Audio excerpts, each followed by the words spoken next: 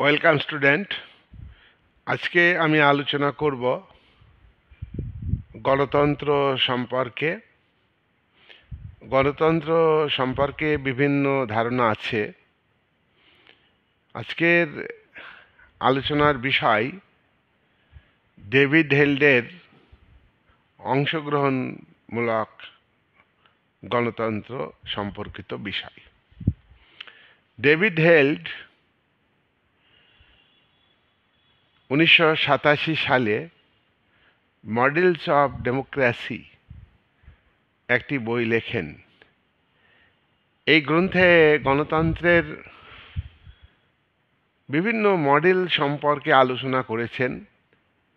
আমি ডেভিড হেল্ডের সংরক্ষণমূলক গণতন্ত্র, ডেভিড হেল্ডের বিকাশশীল গণতন্ত্র, ডেভেলপমেন্টাল ডেমোক্রেসি সম্পর্কে আলোচনা করেছি। আজকের আলোচনার বিষয় হচ্ছে ডেভিড হেল্ডের অংশগ্রহণমূলক গণতন্ত্র। দেখো, গণতন্ত্র ব্যাখ্যার ক্ষেত্রে নয়া উদারনীতিবাদী চিন্তাবিদ নোজিক, হায়েক, রলস এরা গণতন্ত্রের একটা নতুন দিক, নতুন ভাবনা তুলে ধরেছেন। তারা যে গণতন্ত্রের কথা বলেছেন তাতে জনকল্যাণকর রাষ্ট্রের ধারণাকে বাতিল করে তারা মিনিমাল স্টেটের ধারণাকে, অর্থাৎ সীমাবদ্ধ রাষ্ট্রের তত্ত্বের কথা বলেছেন। জনকল্যাণকর রাষ্ট্রে কাজের পরিধি ব্যাপক ছিল, মিশ্র অর্থনীতি ছিল। সেখানে সীমাবদ্ধ রাষ্ট্রের ধারণাতে তারা রাষ্ট্রের কাজের পরিধি, রাষ্ট্রের কাজের সংখ্যা কমানোর কথা বলেছেন এবং ব্যক্তি মালিকানাকে, উৎপাদনের ক্ষেত্রে রাষ্ট্রীয় মালিকানাকে, ব্যক্তি মালিকানাকে গুরুত্ব দিয়েছেন, ব্যক্তি স্বাধীনতাকে বিশেষভাবে গুরুত্ব দিয়েছেন। কিন্তু মিশ্র অর্থনীতির যে সরকারি উদ্যোগ, রাষ্ট্রীয় উদ্যোগ বা সামাজিক উদ্যোগ এবং যৌথ উদ্যোগকে গুরুত্ব দেননি।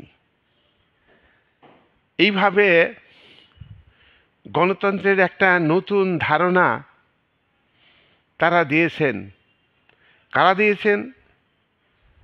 নব্য উদারনীতিবাদী, নয়া উদারনীতিবাদী। তারা গণতন্ত্রের একটা নতুন দিক তুলে ধরেছেন। এই গণতন্ত্রের সঙ্গে খোলা বাজার অর্থনীতি,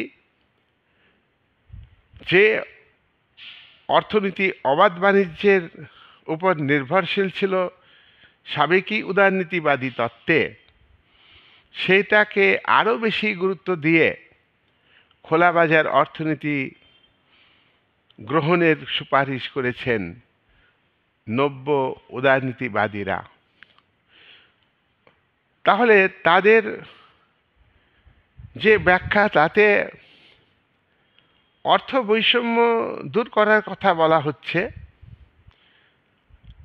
আর্থিক ক্ষেত্রে ন্যায় প্রতিষ্ঠা, সামাজিক ক্ষেত্রে ন্যায় প্রতিষ্ঠার মধ্য দিয়ে রাষ্ট্রের ভূমিকা সংবেদনশীল হবে, রাষ্ট্রের এবং তার শাসক শ্রেণীর ভূমিকা হবে দায়িত্বশীল জনগণের প্রতি, জনগণের অংশগ্রহণের উপর গুরুত্ব দিচ্ছে।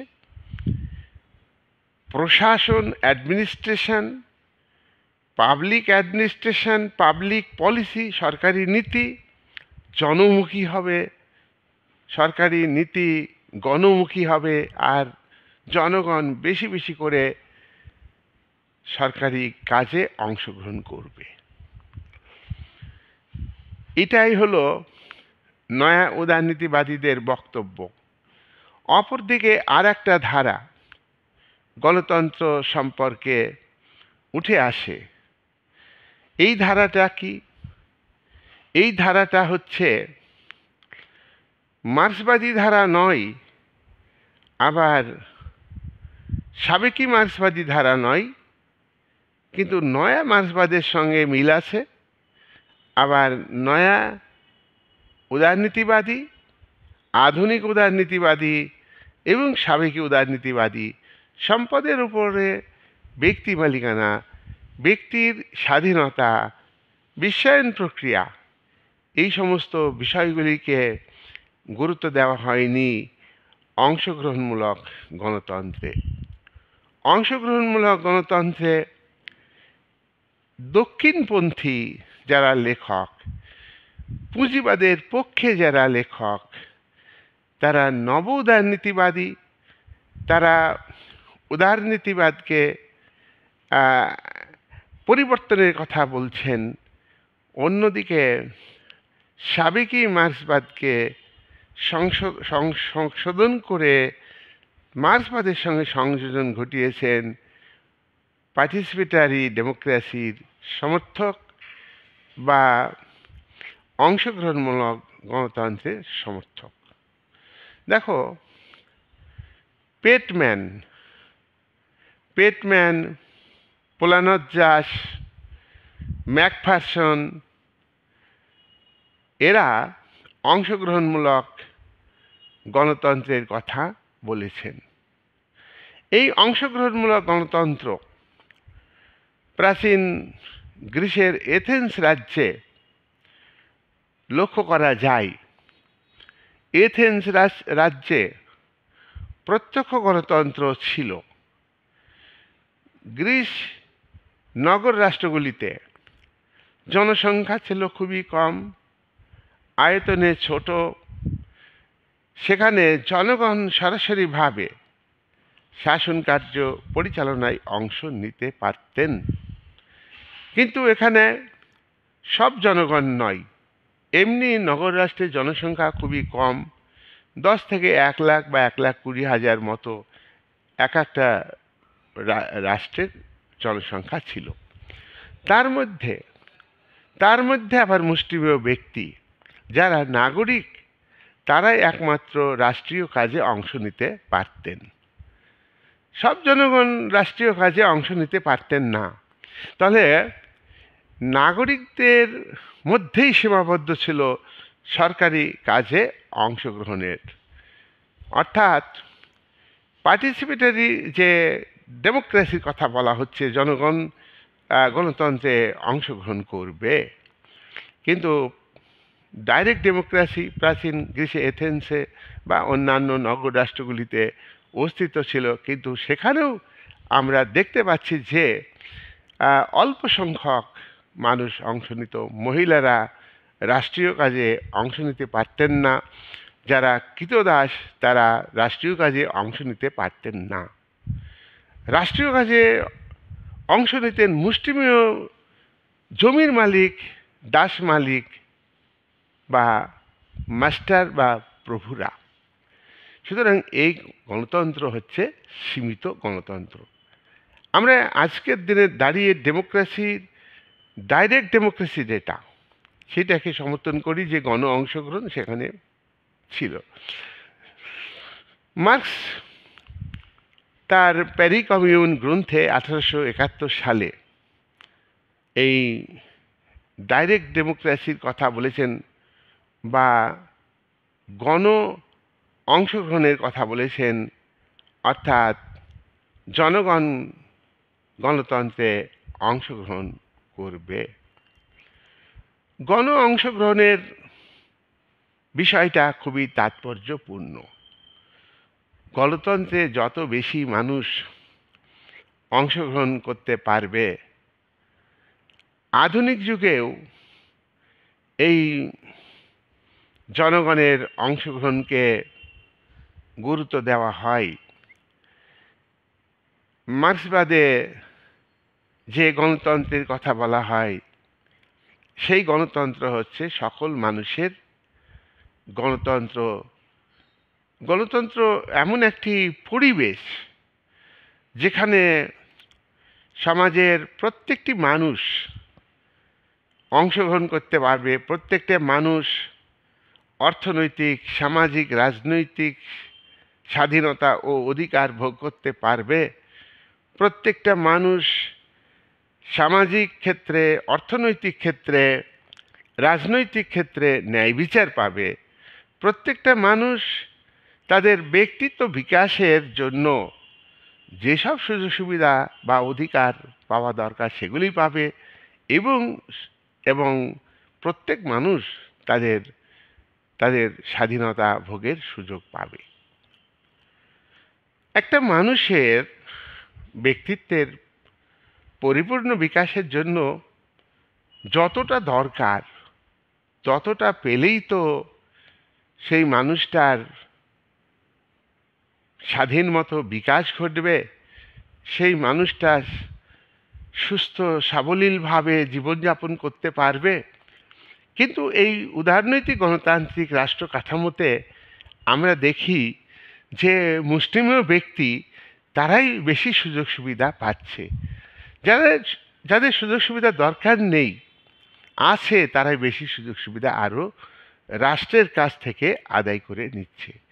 বিশেষ করে শাসক শ্রেণীর মধ্যেই এই ক্যারেক্টারটা বেশি ফুটে উঠছে। শাসক শ্রেণী জনগণের পয়সায় বেতন পায়, ভাতা পায়, অন্যান্য সুযোগ সুবিধা পায়। দেশের নিরন্ন মানুষের, দেশের দরিদ্র মানুষের বেঁচে থাকার যে অধিকার, মানব অধিকার মিনিমাম, সেটা নেই, তারা শাসক শ্রেণী উপলব্ধি করতে পারে না। নিরন্ন বাসস্থানহীন, বস্ত্র পরিধানের সুযোগ নেই, স্বাস্থ্যের পরিষেবা নেই, সুরক্ষা নেই, এইসব কথা শাসক শ্রেণী ভুলে যান। শাসক শ্রেণী ব্যস্ত থাকেন নিজের বাড়ি গাড়ি বিলাস জীবনের দিকে লক্ষ্য রাখেন, আর মুখে গণতন্ত্রের কথা বলেন, মুখে সাধারণ মানুষের কথা বলেন। ওই যে একটা ফার্স, একটা প্রহসন ব্যবস্থা, গণতন্ত্রের নির্বাচন ব্যবস্থা, সেই নির্বাচন ব্যবস্থাকে সামনে রেখে তারা কিন্তু দেশ পরিচালনা করেন। দেশের ভবিষ্যৎ, দেশের জাতীয় স্বার্থ, দেশের ন্যাশনাল ইনকাম, দেশের নিট প্রোডাকশন বৃদ্ধি, দেশের গ্রস প্রোডাকশন বৃদ্ধি, দেশের মানুষের সমৃদ্ধি, দেশের মানুষের সুরক্ষার কথা তারা মুখে বললেও কাজে তারা করেন না। এ ডেমোক্রেসি কিন্তু ঠিক ডেমোক্রেসি নয়। তাই জনগণ প্রকৃতপক্ষে অংশগ্রহণ করতে পারবে এমন গণতন্ত্র। কিন্তু আমরা দেখব যে ডেভিড হেল্ড পোলানাজ্জাসকে ফলো করেছেন, পেটম্যানকে ফলো করেছেন, ম্যাকফারসনকে ফলো করেছেন। এরা নব বামপন্থী, নয়া মার্ক্সবাদী, পোলানাজ্জাসী নয়া মার্ক্সবাদী। তো এরা একটা একটা একটা কি বলবো, একটা একটা একটা নতুন ধরনের ডেমোক্রেটিক সিস্টেমের কথা বলছেন। সেই নতুন ধরনের ডেমোক্রেসি সিস্টেমে, নিউ ডেমোক্রেটিক সিস্টেমে যে পার্টিসিপেটরি ডেমোক্রেসি, গণ অংশগ্রহণের গণতন্ত্র, গণ অংশগ্রহণ, গণস্বার্থ, এই যে ডেমোক্রেসি, সেই ডেমোক্রেসি সম্পর্কে ডেভিড হেল্ড তার মডেলস অব ডেমোক্রেসি গ্রন্থে কতগুলি বিষয় উল্লেখ করেছেন। 1 নাম্বার, ডেভিড হেল্ড বলছেন যে দলের কর্মী, দল মানে রাজনৈতিক দল, পলিটিক্যাল সিস্টেমে প্রত্যেক দেশেই একাধিক রাজনৈতিক দল গড়ে ওঠে, এটা উদারনৈতিক গণতান্ত্রিক ব্যবস্থাতে। তো সেই দলগুলো কেমন ভূমিকা পালন করবে? আমরা দেখি দলগুলো কর্মী, দলের লিডার, দলের সমর্থক, তারা কিন্তু নির্বাচনের আগে খুব ভালো ভালো কথা বলেন, জনস্বার্থে কথা বলেন, কিন্তু সেই দলগুলির মধ্যে যে দলটা নির্বাচিত হয়, সরকার গঠন করে, তারা নির্বাচনের আগে নির্বাচনী ইশতেহারে যা কথা বলেছিলেন তা পালন করেন না। উন্নত গণতান্ত্রিক দেশগুলিতে দলের কর্মীর আচরণ নির্বাচনের আগে দলের নির্বাচনী ইশতেহারের সঙ্গে দল যখন ক্ষমতায় যায় তখন সেটা মিলিয়ে দেখে, মিলিয়ে যদি সরকার বা সরকারি দল যখন নির্বাচনী ইশতেহারকে বাস্তবে রূপায়িত করেনি, তখন পরবর্তী নির্বাচনে তাকে পাল্টিয়ে দিতে পারে। তার কারণ সেখানে অবাধ নির্বাচনের ব্যবস্থা আছে। আর দলের কর্মীদের, সদস্যদের, অর্থাৎ মেম্বার যারা দলের, জনগণের কাছে সরাসরি দায়বদ্ধ হতে হবে, সরাসরি দায়বদ্ধ হতে হবে। দায়বদ্ধ থাকে না, দায়বদ্ধতার কথা নির্বাচনের আগে বলে, কিন্তু নির্বাচিত হয়ে গেলে সরকারের কর্মীদের দায়বদ্ধতা থাকে না, দায়বদ্ধতা থাকে আবার নির্বাচনের আগে। তাই এটাকে দলের এই যে গঠন কাঠামো, দলের এই কর্মসূচি, দলীয় পলিটিক্যাল বিহেভিয়ার, এটাকে চেঞ্জ করতে হবে। ডেভিড হেল্ড এ কথা বলছেন। পার্টি সিস্টেম রিকনস্ট্রাকশন করতে হবে, পার্টি সিস্টেমকে। আজকের লিবারাল ডেমোক্রেটিক সিস্টেমে যদি এখানে জনগণকে সচেতন হতে হবে, জনগণের সচেতনতা বাড়লে তোমার গণ অংশগ্রহণ বাড়বে। একটা কথা কি, আজকে মানুষ হতাশায় ভুগছে। নির্বাচনী ব্যবস্থাতে দেখা যাচ্ছে যে এতই প্রহসন। নির্বাচন কমিশন নির্বাচন পরিচালনা করে, নির্বাচন কমিশন স্বাধীন নিরপেক্ষ, এই তো ভারতের সংবিধানে লেখা আছে পার্ট 15-এ, অর্থাৎ 15 অংশে বা 15 অধ্যায়ে এবং 324 ধারায় স্বাধীন ও নিরপেক্ষ নির্বাচন কমিশন নির্বাচন পরিচালনা করবে অবাধে। কোথায় নির্বাচন কমিশনের নিজস্ব কর্মী বাহিনী আছে? নির্বাচন কমিশনের কর্মী বাহিনী হলো রাজ্য সরকারের কর্মচারী, রাজ্য সরকারের অফিসার এবং কেন্দ্র সরকারের কর্মচারী এবং কেন্দ্রীয় সরকারের অফিসার। নির্বাচনের সঙ্গে টোটাল কর্মী তারা কিন্তু হয় রাজ্য সরকারের কর্মী, না হয় সে কেন্দ্র সরকারের কর্মী। রাজ্যে রাজ্যে প্রশাসন দায়িত্ব, আইন শৃঙ্খলা দায়িত্বে থাকে কেন্দ্রীয় রাজ্য সরকার। সেখানে সেই কর্মী এবং অফিসারদের নির্বাচন কমিশনের নামে কর্মী অফিসার হলেও মূলত স্টেট গভর্নমেন্ট, মূলত কিছুটা সেন্ট্রাল গভর্নমেন্ট পরিচালনা করে।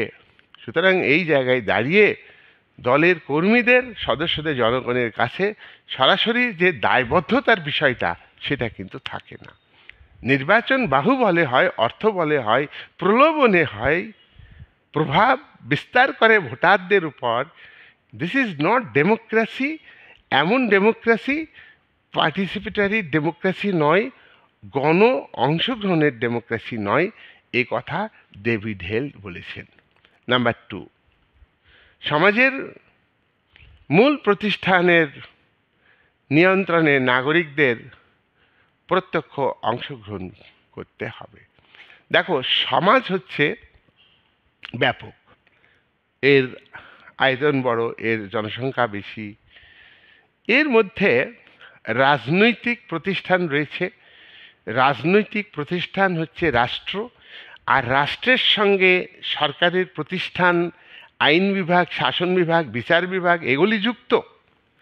সুতরাং এই প্রতিষ্ঠানের সঙ্গে জনগণকে একটা সরাসরিভাবে অংশগ্রহণ করতে হবে। কিন্তু পলিটিক্যাল সিস্টেমের প্রতি, পলিটিক্যাল যে কালচার গড়ে উঠছে, তাতে জনগণের মধ্যে রাজনৈতিক ব্যবস্থার প্রতি, সরকারের প্রতি, আইন ব্যবস্থা, বিচার ব্যবস্থার প্রতি বিশ্বাস, অনুভূতি, আবেগ, মূল্যবোধ, দৃষ্টিভঙ্গি গড়ে উঠছে, তা কিন্তু প্রতিকূলে গড়ে উঠছে। এবং রাজনীতির ব্যাপারে একটা অনীহা সৃষ্টি হচ্ছে। এতে গণতন্ত্র কিন্তু নষ্ট হয়ে যাচ্ছে, এটা গণতন্ত্রের অবক্ষয়। তাই সাধারণ মানুষকে উদাসীন হলে হবে না। সাধারণ মানুষকে সমাজের যে মূল কাঠামো, যে মূল প্রতিষ্ঠান, পাওয়ারফুল ইনস্টিটিউশন, স্টেটের বিভিন্ন অংশের সঙ্গে যুক্ত হতে হবে, বিভিন্ন অংশের কাজে লক্ষ্য রাখতে হবে। এবং গণতন্ত্রের একটাই সুযোগ যে নির্বাচন যখন আসবে তখন সরাসরিভাবে নির্বাচনের মধ্য দিয়ে সেই সরকারকে ফেলে দিতে হবে। এটা একটা গণ অংশগ্রহণ, প্রত্যক্ষভাবে অংশগ্রহণ করতে হবে। সুতরাং এখানে সাধারণ মানুষ আমরা দেখছি যে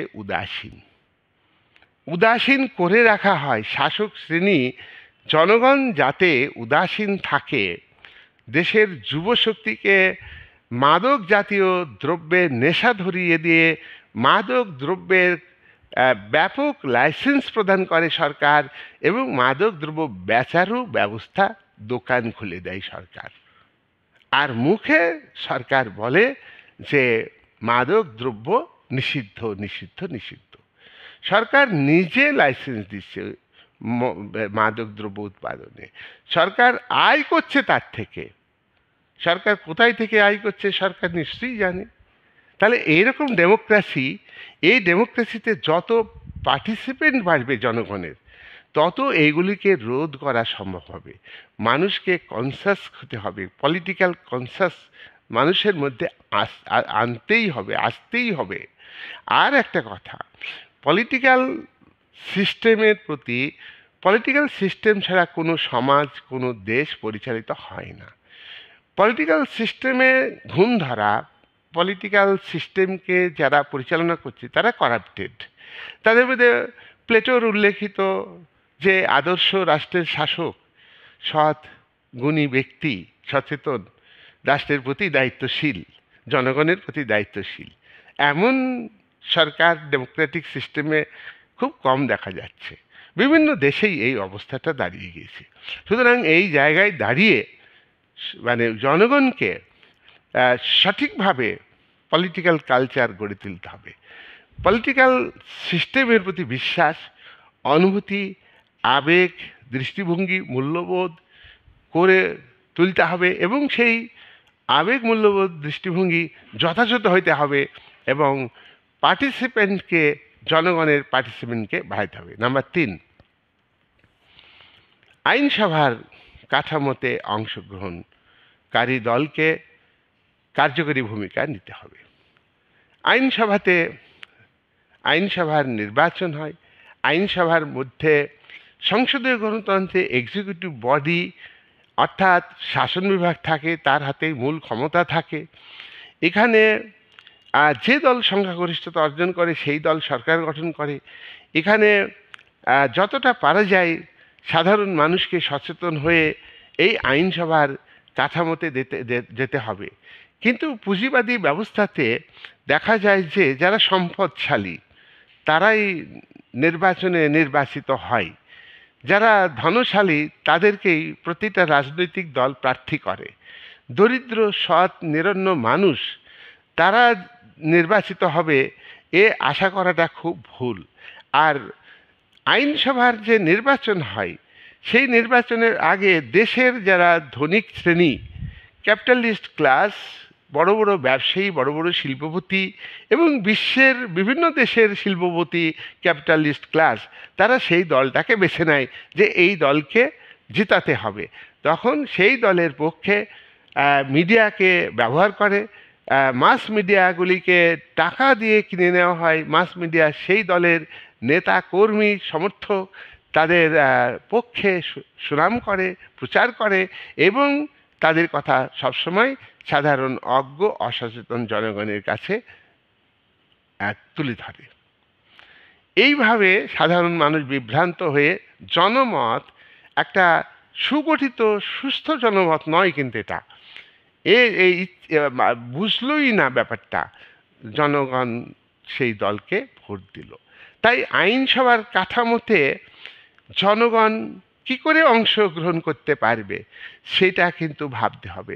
সামন্ত যুগে আইনসভাতে সামন্ত প্রভুদের কর্তৃত্ব ছিল। ক্যাপিটালিজমে যেখানে শিল্পায়ন ঘটেছে বিভিন্ন দেশে এবং ক্যাপিটালিস্ট শ্রেণীর যে প্রতিনিধি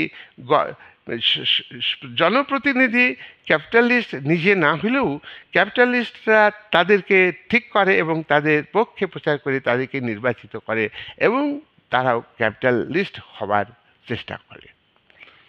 সুতরাং এই জায়গায় দাঁড়িয়ে 3 নম্বর পয়েন্টে ডেভিড হেল বলছেন যে আইনসভার কাঠামোতে জনগণকে অংশগ্রহণ করতে হবে, করে সেখানে আইনসভার ভিতরে চাপ সৃষ্টি করতে হবে এবং আইনসভার বাইরে জনমত গঠন করে সরকারকে সংযত হতে হবে।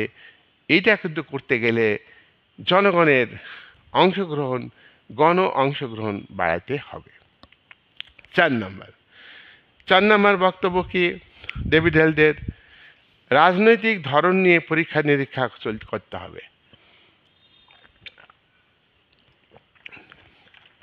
রাজনীতি সম্পর্কে মানুষের যে উদাসীনতা, ইংরেজিতে বলা হয় অ্যাপাথি, এটা থাকলে হবে না। রাজনীতিকে শাসক শ্রেণী বিভিন্নভাবে ব্যবহার করছে। শাসক শ্রেণীর ভাবধারা, ideology, political ideology, social ideology and culture ideology, সেই ইডিওলজিটা সাধারণ মানুষের মধ্যে চালিয়ে দেয় আর সাধারণ মানুষ সেটাকে অনুকরণ করে। অন্ধ অনুকরণ নয়, ব্লাইন্ডলি অনুকরণ নয় বা সাপোর্ট নয়, এটাকে পরীক্ষা নিরীক্ষা করে দেখতে হবে জনগণকে। এবং রাজনৈতিক ধরন ধারণ, political ideology, political behaviour, political culture, এগুলিকে জনগণ খুবই সচেতনভাবে মানে দেখবে আর এগুলিকে উন্মুক্ত করতে হবে, একটা প্রাতিষ্ঠানিক উন্মুক্ত, জনগণ যাতে রাজনীতি নিয়ে অবাধে আলোচনা করতে পারে। কিন্তু সেখানেও দেখা যায় সরকারের ক্ষমতাসীন দলের নিরপেক্ষতা কম। নির্বাচনের আগে সরকারি দল, গণতন্ত্রে কোনো দলই ক্ষমতাকে যদি ভাবে যে প্রপার্টি, এটা পৈতৃক সম্পত্তি, তাহলে কিন্তু সে দেশে গণতন্ত্র টিকবে না, গণতন্ত্র সফল হবে না। তাই রাজনৈতিক ধরন ধারণগুলিকে পরীক্ষা নিরীক্ষা করবে, জনগণ এ ব্যাপারে সচেতন হবে, অংশগ্রহণ করবে। 5 নম্বর, পার্থিব সম্পদের পুনর্বন্টন করতে হবে। আমরা গণতান্ত্রিক কাঠামোতে দেখি যে পার্থিব সম্পদ অর্থাৎ উৎপাদন ব্যবস্থাতে যারা ধনী তাদের কর্তৃত্ব, তারা উৎপাদন পদ্ধতিকে ব্যবহার করছে, উন্নত করছে, কিন্তু উৎপাদিত পণ্য বিক্রি করে যে অর্থ হচ্ছে সেটাকে পুনরায় তারা মুনাফা হিসাবে ভোগ করে বিনিয়োগ করছে। আপামর জনসাধারণ অর্থাৎ যারা উৎপাদনের উপকরণের মালিকানা থেকে বঞ্চিত, অথচ তারাই উৎপাদন করছে, অথচ তাদের কোনো সুযোগ সুবিধা নেই, তারা শোষিত, বঞ্চিত। তারা যে দ্রব্য উৎপাদন করে সেই দ্রব্য বিক্রি করে যে দাম হয় তা কিন্তু মজুরি হিসাবে পায় না, তাই তাদের ন্যায্য মজুরি দিতে হবে। আর সম্পদের পুনরায় বন্টন করা দরকার। যে সম্পদ বাড়ছে, তাই আমরা দেখি লিবারাল ডেমোক্রেটিক সিস্টেমে জাতীয় উৎপাদন বাড়ছে, গ্রস প্রোডাকশন বাড়ছে, নিট প্রোডাকশন বাড়ছে, ন্যাশনাল ইনকাম বাড়ছে, পার ক্যাপিটাল ইনকাম বাড়ছে। কিন্তু দেশে সাধারণ মানুষ তো বঞ্চিত হচ্ছে না। দেশের নিরন্ন মানুষের সংখ্যা বাড়ছে, কমছে না, বাড়ছে। এবং গরিব এবং ধনীর মধ্যে যে সম্পদের পার্থক্য, সেটা দিনের পর দিন বেড়ে চলেছে। তাই ডেভিড হেল তার এই গণতান্ত্রিক মডেলে অর্থাৎ অংশগ্রহণমূলক গণতান্ত্রিক মডেলে বলছেন যে প্রপার্টি এটা এটা পুনর্বণ্টনের ব্যবস্থা করতে হবে। তো অনেক দেশে প্রপার্টি পুনর্বণ্টনের ব্যবস্থা আছে, কিন্তু কার্যকরী হয় কি? ভারতের সংবিধানের নির্দেশমূলক নীতিতে 37-38 ধারায় বলা আছে যে সম্পদ যাতে কেন্দ্রীভূত না হয় মুষ্টিমেয় ব্যক্তির হাতে, সম্পদের পাহাড় জমা না হয়, সেজন্য ভারত রাষ্ট্রকে দেখতে হবে।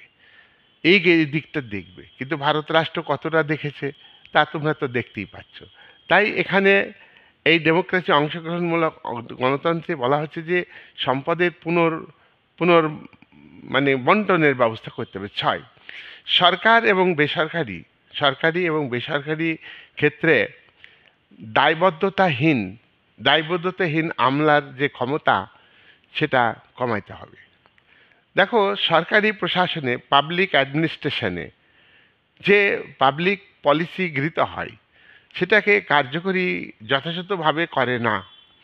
এমনিতে পাবলিক পলিসির মধ্যে ত্রুটি আসেই, আর ত্রুটিপূর্ণ পাবলিক পলিসির মধ্যে যেটুকু সারবস্তু বা পজিটিভ সাইড আছে সেগুলিকেও আমলারা কিন্তু যথাযথভাবে পালন করে না।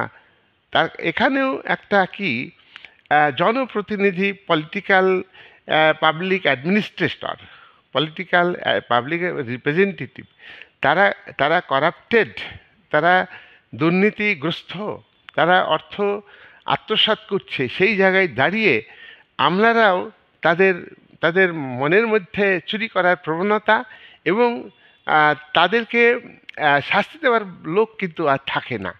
তো এই ধরনের আমলা, এদের দায়িত্ব ক্ষমতাহীন আমলা।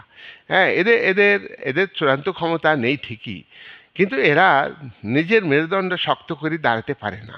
সুতরাং এরকম আমলার ক্ষমতা কমাতে হবে, আর এদেরকে সমূলে